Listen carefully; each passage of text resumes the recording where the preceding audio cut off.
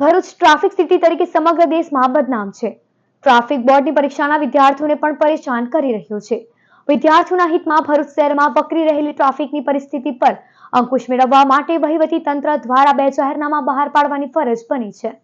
ભરૂચની ઓળખ આમ તો ચટાકેદાર ખારેસિંગના સ્વાદ અને કળાના અદ્ભુત નમૂના એવી સૂઝનીના ઉલ્લેખ સાથે કરાય છે. પણ છેલ્લા કેટલાક વર્ષોથી ભરૂચ ટ્રાફિક સિટી તરીકે ઓળખવામાં આવ્યું છે.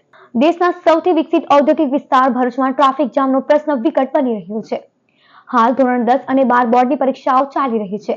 ત્યારે પરીક્ષાર્થીઓ ટ્રાફિક જામમાં ન અટવાય તે માટે ભરૂચ જિલ્લા વહીવટી તંત્ર અને પોલીસ વિભાગ દ્વારા મહત્વનો નિર્ણય લેવામાં આવ્યો છે.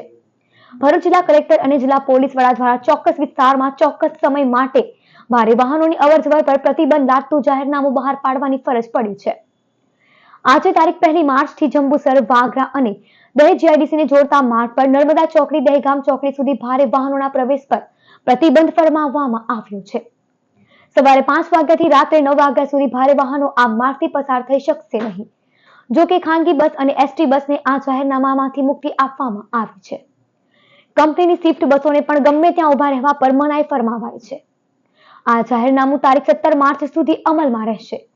પોલીસે વિદ્યાર્થીઓના હિતમાં કડક સૂચના પણ આપી છે કે જાહેરનામાનું ઉલ્લંઘન કરનાર સામે કડક પગલાં ભરવામાં આવશે. હવે જાહેરનામું કેટલું કારગર નીવડે છે તે જોવું રહ્યું.